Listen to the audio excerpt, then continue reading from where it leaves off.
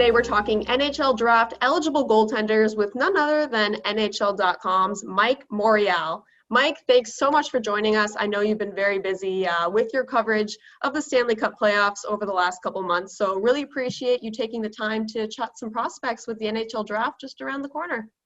Yeah, it's an exciting time of year, Sarah Jean, and really looking forward to the draft, the upcoming draft. And it's been a while, right? We've all been waiting for this moment for some time now, particularly these prospects who have been, in quarantine, so to speak, and just waiting for things to unfold here. And little by little, Stanley Cup playoffs have moved along. We're going to announce a Cup champion, and then it's the NHL draft and free agency. So one by one, things are coming together.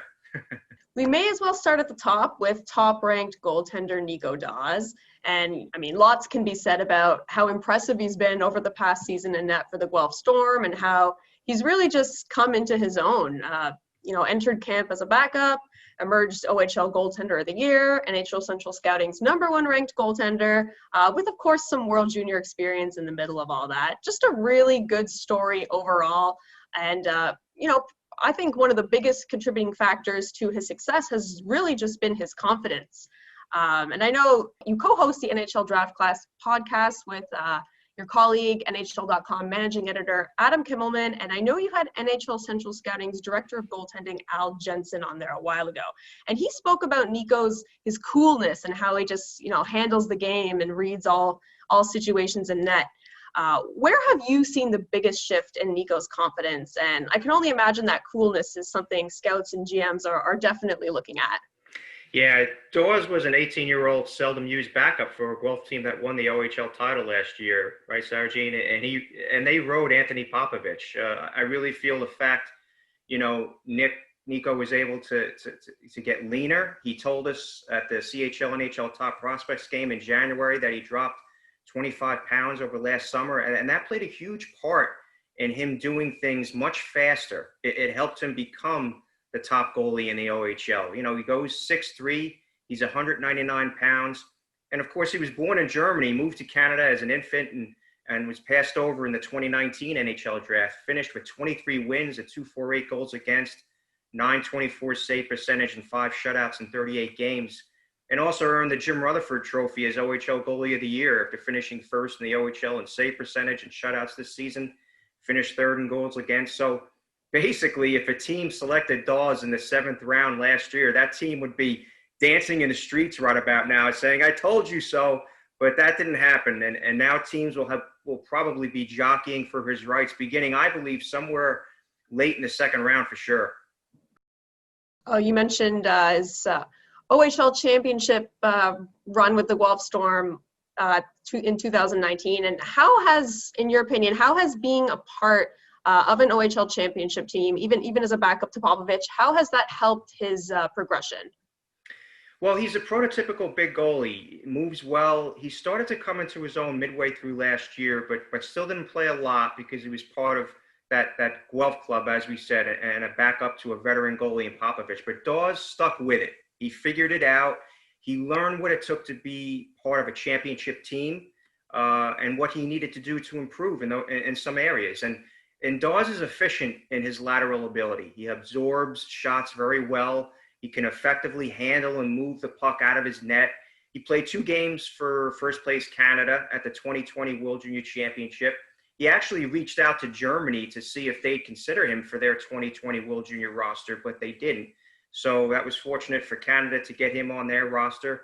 He has a lot of confidence, Sarah Jean. His development was very quick, and it corresponded with his playing time this season. And that certainly helped. You could see the NHL quality he possesses for sure. Can you list some of those qualities that you think he possesses already?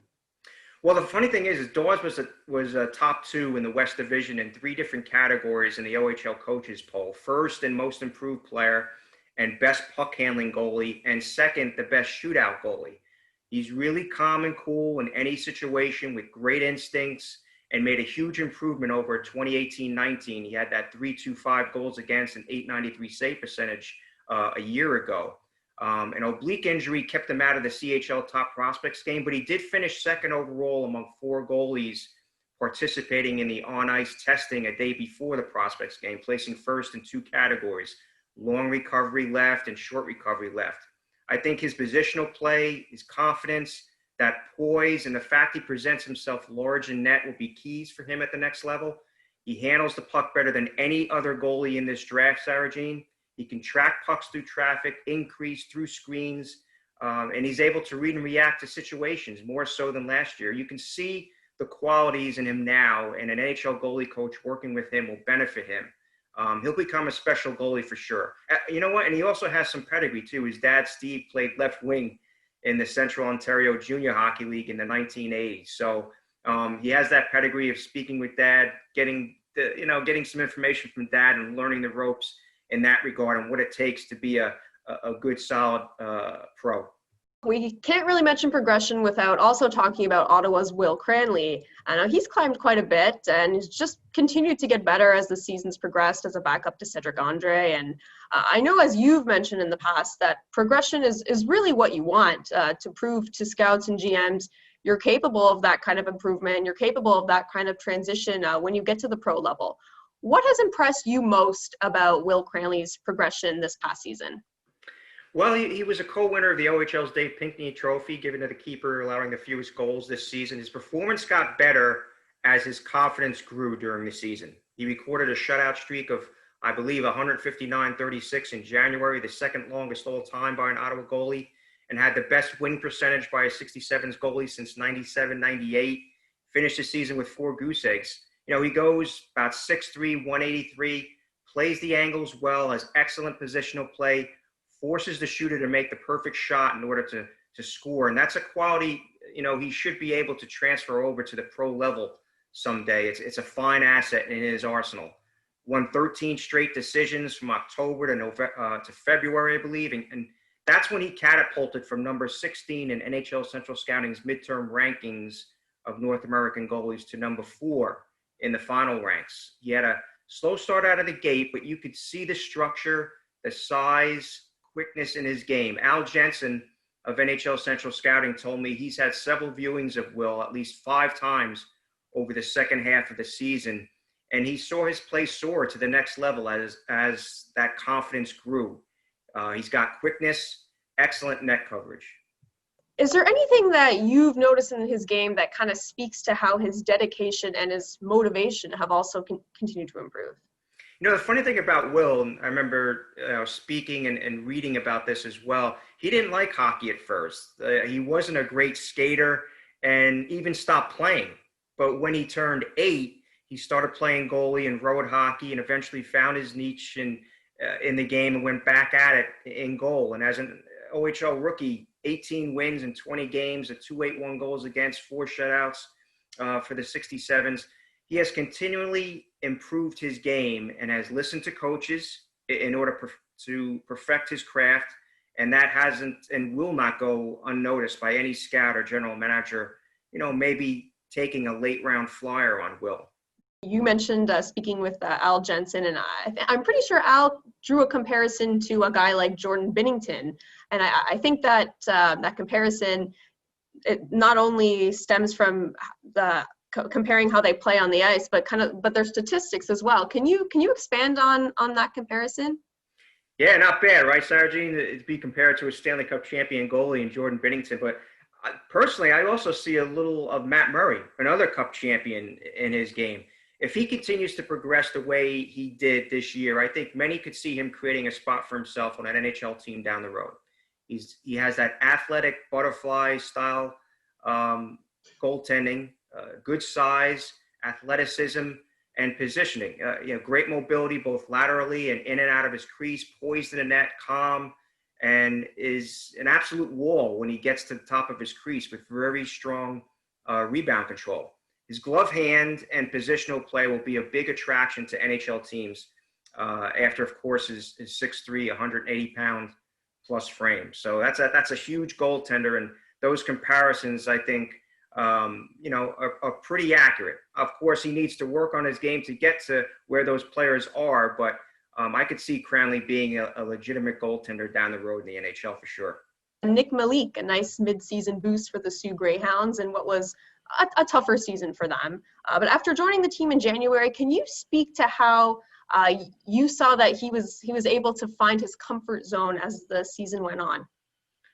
Yeah, he came in playing with the Greyhounds in January, right, Sarah Jean? So the Sioux chose Malik, number 50 in the 2019 CHL import draft. He had lots of experience and talent after a real productive season back home in the Czech Republic. Had a .927 save percentage in 19 games in the Czech Junior League before coming over. He thought it best to join the OHL since the league got more scouting attention. And on top of that, his club team, Friedrich Mystique, was also scheduled to be relegated in the second half of the season. But he's a big, raw project import goalie, reliant on his athletic ability, real powerful movements in net. I think it took him a little while to adjust, but he eventually began to show some real flash in his game. He's quick, athletic, has that goalie sense that scouts crave in that late round selection. What have you enjoyed most about his game, and what has really worked for him in terms of what scouts and GMs are looking for? Well, you can tell by looking at him that he's going to figure it out because he's real smart. He has great instincts. There's a lot of potential despite the fact he's not a huge guy at 6 foot 180, but that hasn't hindered him, not with the way he plays. He's got elite quickness and athleticism, so that helps him at a young age. He's very talented. He played one game for the Czech at the 2020 World Juniors. He was the third goalie in the rotation behind Lucas Dostal and Lucas Parik. So he's got experience there. And also Malik's dad, defenseman Marek, played 691 NHL games for Hartford, the Rangers, Vancouver, Tampa Bay, and Carolina. And actually that's where, Nick was born, in Raleigh, North Carolina. And Malik's older brother, Zach, is currently playing pro hockey in the Czech Republic. So a lot to like there, a lot of pedigree, so he knows what it takes to be successful.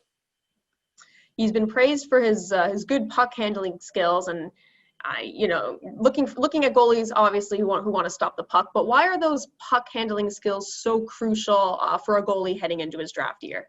Yeah, absolutely. He handles the puck very well. I believe Dawes is probably the best puck handler when it comes to goalies in this draft overall. But it's very important to have those skills. It's just another dimension to the game in addition to stopping the puck. And it's become so important in today's game, particularly in penalty killing situations. Nick reminds me a bit of Sergei Bobrovsky with the way he plays. He has the size to create, poor angles for shooters, and he's not afraid to leave his crease to play the puck. And as you mentioned, Sarah Jean, he handles and distributes it like a pro and can handle post to post. I like what I see in Malik, and there's a good chance he goes in the middle of this draft on the second day. Well, another goaltender certainly on the radar is Peterborough's Ty Austin. And after playing only 17 games last season as a backup to Hunter Jones, looks like he's going to be given a big opportunity next season. And I think 18 seems to be the year goaltenders come into their own. I spoke to Rob Wilson. He definitely alluded to that. And patience is definitely a key factor in developing as a goaltender. How has Ty solidified himself as a solid prospect heading into this draft? Well, he started playing hockey and goalie at the age of 5. I know he's a big fan of Flyers goalie Carter Hart. Plays a hybrid butterfly style with athleticism and an ability to read the play. The thing that sticks out to me about Ty is his huge presence in net. 6'5", 200 pounds. He takes up a lot of the net. His game really started to pick up as the year went along. He's a work in progress, but that's okay, as most goaltenders are after being drafted. He plays a lot, to me, Sarah Jean, like Ben Bishop. He kind of sits back, allows the puck to come to him because he's such a big body. He might not be the quickest goalie, but his positional play is excellent. He relies on that positional play, smarts, and I think over time he'll develop and give himself a chance. I think he'd be an excellent late-round flyer for a team looking to fill their pipeline with a goalie that, with the proper development and care, has the potential to do some very good things in the future. Well, before we wrap up, I really think it's worth just quickly touching base on London's Brett Brochu because of his interesting trajectory. The jump from Junior C to one of the league's winningest records and most wins by a 16 or 17-year-old goaltender in OHL history. It's a pretty stellar accolade when you're gearing up for the NHL draft. So maybe you can speak to the qualities you see in Brett and how he has those makings of a potential NHL goaltender. There's a common theme here among these OHL goalies. It's like there's a great story somewhere, and Brochu, is another great story. 1 year ago, he was playing junior C hockey in the Provincial Junior Hockey League for the Junior Kings, and he impressed at 246 goals against, 915 save percentage. Selected by the Knights in the 2018 OHL priority draft at number, I believe it was 114 overall. And he'll be one of the youngest players eligible for this year's draft. He made the cut by 1 week with his September 9 birthday. So, and as you said, Sarah Jean, finished so strong among OHL goalies. First, goals against, second in save percentage, second in wins. Really fundamentally sound. Not the biggest goalie in the world, but talent-wise, he's up there. And he's very smart and gave London a chance. In fact, Brochu set the record for most wins by a London rookie goalie in franchise history. So that's saying a lot. That's quite a franchise to do that with. And the Knights were a very good team, but Brochu was very consistent from the start of the season. He exhibits great balance, instincts, reads the play really well, and that positioning gives him a chance to make the big saves. He was their number one guy all season. He's good enough right now. He'll get on Team Canada's radar because he's a talented goalie.